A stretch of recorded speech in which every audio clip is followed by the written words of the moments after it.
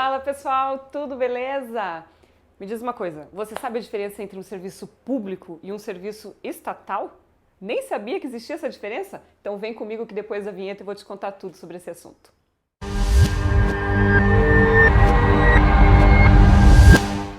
Bom, antes de eu entrar definitivamente no assunto do que é a diferença entre o serviço público e um serviço estatal, eu preciso trazer você para a mesma página que eu.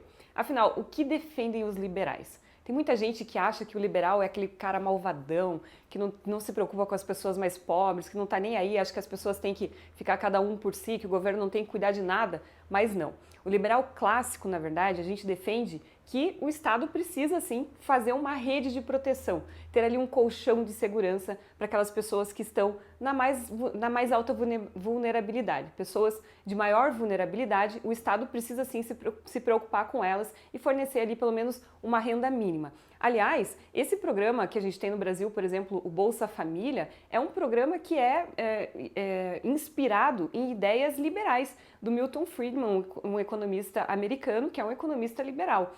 Ele deu a ideia de fazer um imposto de renda negativo. O que é esse imposto de renda negativo? Bom, aqui no Brasil, por exemplo, o imposto é muito baseado no consumo. Isso significa que as pessoas de mais baixa renda acabam pagando proporcionalmente muito mais impostos que as pessoas de mais alta renda. Então, como que a gente corrige essa distorção?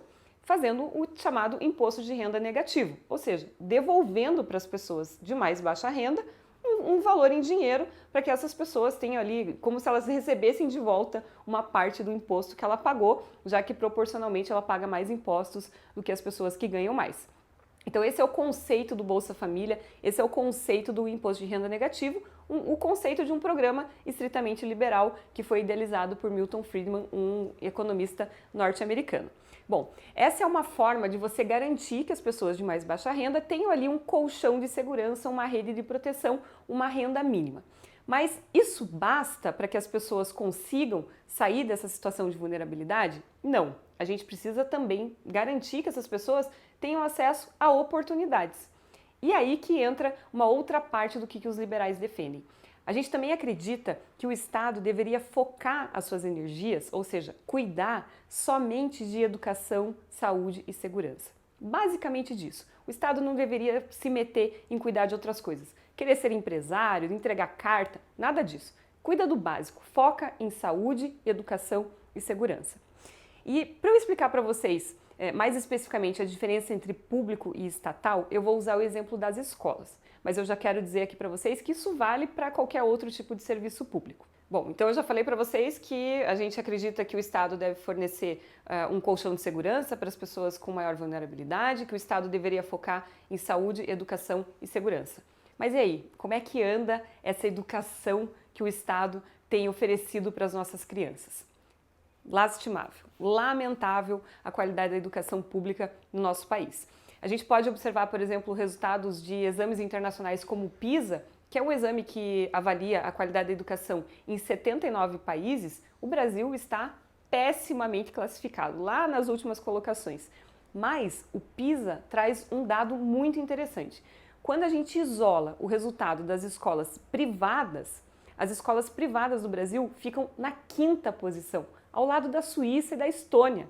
Elas estão muito bem classificadas, enquanto que as escolas públicas estão lá pelas últimas colocações, 65, 69, de 79 países avaliados. Ou seja, a educação pública no Brasil vai muito mal.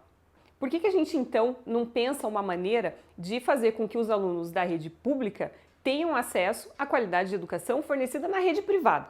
Bom, já existem algumas soluções e elas também são soluções pensadas por liberais e eu vou trazer aqui para vocês dois exemplos. O primeiro exemplo é o exemplo das escolas charter. O que são as escolas charter? São escolas que são custeadas pelo poder público, mas são geridas por organizações da sociedade civil, organizações sociais, pela população, de uma certa forma. Aqui no Brasil, a gente tem um exemplo de 3 escolas que foram cedidas recentemente, né? Eles estão fazendo um projeto piloto ali em Minas Gerais, que é do governador Romeu Zema, que é um governador do Partido Novo. Ele está fazendo um projeto piloto lá, com 3 escolas fazendo esse modelo de escola charter. Um outro modelo que pode ser adotado é o chamado voucher da educação, ou Vale Educação.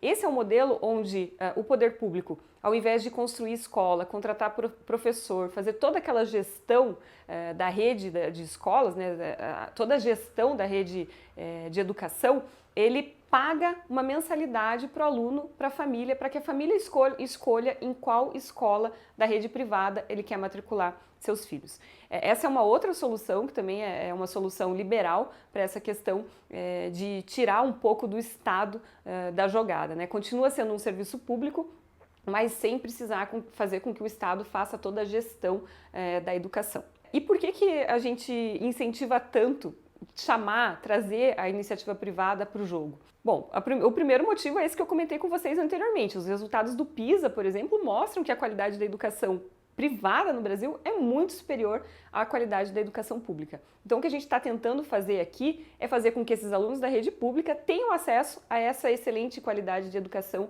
que a nossa rede privada tem no Brasil. E por outro lado, os incentivos da rede pública também não são muito bons. Você tem ali na rede pública um engessamento de várias coisas, como por exemplo, o material didático é muito engessado, você não vai encontrar uma grande variedade de material didático. Provavelmente as escolas da rede pública usam inclusive o mesmo material didático, ou seja, enquanto na escola privada a família pode escolher, eu não gostei da apostila que aquela escola usa, eu vou procurar outra escola, às vezes até com viés mais religioso ou mais isso ou mais aquilo, a família que coloca seu filho na rede privada, ela tem essa possibilidade de escolha, enquanto que na rede pública não. Um outro engessamento que a gente tem também é com relação ao método de ensino. Na rede privada tem montessoriano, construtivista e mais um monte de métodos de ensino, enquanto que na rede pública a gente tem basicamente apenas o método tradicional. Um outro incentivo também é a questão da construção, a questão da construção das escolas. E esse é um ponto que eu gostaria de chamar bastante atenção, porque inclusive recentemente a gente teve aí escândalos, né, relacionados ao governo federal, e a gente já teve também escândalos aqui no Paraná. Eu sou do Paraná, moro em Curitiba, e a gente teve escândalos aqui no Paraná também relacionados com a construção das escolas. O que acontece? É um caminho muito fácil para a corrupção. A gente viu aí no governo federal recentemente que o governo investindo dinheiro e as escolas mal saíam do papel. E um outro incentivo que também acaba sendo um ponto negativo para a rede pública de ensino, no limite, é o incentivo econômico. Porque pensa comigo, se o governo oferece uma educação de qualidade ruim, o que as pessoas vão fazer na primeira oportunidade? Vão tirar seus filhos das escolas públicas e colocar nas escolas privadas. E olha só o incentivo que o governo tem. O que acontece quando as pessoas fazem isso?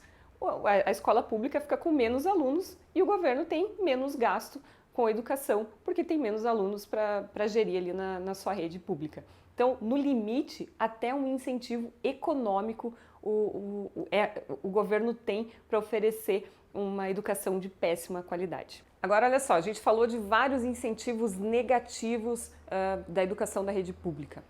E quais são os incentivos, afinal, que a educação da rede privada tem? Bom, a educação da rede privada tem o primeiro incentivo, que é uma palavra, como diria, uma palavra mágica para a oferta de serviços de boa qualidade e baixo preço, que é a chamada concorrência. Quando os pais têm o poder de decidir onde vão matricular seus filhos, isso faz com que as escolas busquem oferecer o melhor serviço pelo menor preço para conseguir atrair os alunos. Isso é concorrência, isso é a mágica da concorrência. Então, a melhor forma de você conseguir oferecer melhor serviço ao menor preço é sempre a concorrência. E isso acontece na iniciativa privada. E como a gente viu, na rede pública a concorrência é zero, porque o governo não concorre com ninguém, concorre só com ele mesmo. E não tem concorrência nesse caso. Então, ele não tem incentivos para oferecer uma boa qualidade de educação. Voltando lá no começo da minha fala, quando eu falei para vocês o que nós liberais defendemos. A gente defende que as pessoas tenham igualdade de oportunidades. Então, eu mostrei hoje aqui para vocês como que a gente pode resolver o problema da educação no Brasil, oferecendo uma melhor qualidade de educação para que as crianças tenham igualdade de oportunidades, através de incentivos e através de chamar a iniciativa privada para o jogo, usando escolas charter ou voucher da educação, ou chamado Vale da Educação, enfim, maneiras de trazer a rede privada, de oferecer para os alunos da rede pública a mesma qualidade de ensino que a gente tem na rede privada. Só assim, só com igualdade de oportunidades que a gente vai conseguir fazer com que as pessoas finalmente saiam da situação de vulnerabilidade e não precisem mais nem daquela rede de proteção que eu comentei com vocês no começo, nem daquele Bolsa Família, nem daquele colchão de proteção que eu comentei com vocês no começo. Então, afinal, vocês conseguiram entender qual é a diferença entre um serviço público e um serviço estatal? Para resumir, o serviço público é o serviço que é custeado ou financiado pelo governo, enquanto que o serviço estatal, além de ser custeado e financiado pelo governo, ele também é gerido pelo governo. É o caso da escola pública. A escola pública é custeada e é gerida. Toda a gestão da escola pública, a construção, contratação de professor, manutenção, é tudo feito pelo Estado. Então isso é um serviço, além de público, é um serviço estatal. Agora, uma escola charter é uma escola pública, porque quem tá custeando é o governo, mas é um serviço que não é estatal, é um serviço que trouxe a iniciativa privada para o jogo, é um serviço que trouxe a população para o jogo e deixou de ser estatal, tirou todos aqueles incentivos ruins que o serviço estatal tem. Então, afinal de contas, qual é a opinião da Amália sobre tudo isso? Bom, eu acredito que a gente precisa sim se preocupar com as pessoas que estão em situação de maior vulnerabilidade. Esse colchão, esse Bolsa Família, essa rede de proteção é essencial para que as pessoas consigam se preocupar com os próximos passos, né? A gente não consegue fazer com que a pessoa pense em melhorar de vida, em correr atrás de emprego, de renda, seja do que for, se ela não tem comida em casa. Então a gente precisa garantir pelo menos o básico para essas pessoas. Como que a gente faz isso? Através desses programas como o Bolsa Família, por exemplo. Mas esses programas, eles precisam ter uma porta de saída. A gente precisa fazer com que essas pessoas também tenham acesso a oportunidades. Não dá para a gente continuar oferecendo uma educação péssima para as nossas crianças. A gente só está perpetuando a pobreza. A gente está fazendo com que essas pessoas não consigam ter mobilidade social. A gente sabe dos efeitos da educação a longo prazo, a gente sabe dos efeitos transformadores que a educação tem. Mas hoje, as nossas crianças de mais baixa renda, elas estão reféns da educação pública péssima que a gente oferece no nosso país. E isso é provado pelos exames como PISA, por exemplo, que eu já comentei aqui com vocês mais de uma vez. Então, o que eu acredito que a gente precisa fazer? Precisamos focar os esforços em ter serviços públicos que não sejam estatais. O Estado já mostrou que não dá conta de fazer. Vamos colocar esses serviços que são tão essenciais para mudar a vida das pessoas na mão de quem consegue entregar bons resultados.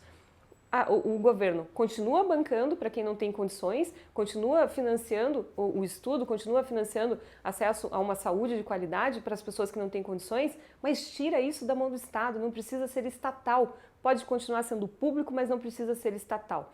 É isso que eu acredito que vai fazer com que a gente consiga entregar, finalmente, igualdade de oportunidades. Aí sim, a gente vai ter um país mais justo, finalmente. É isso que eu penso sobre esse assunto de hoje, a diferença entre público e estatal.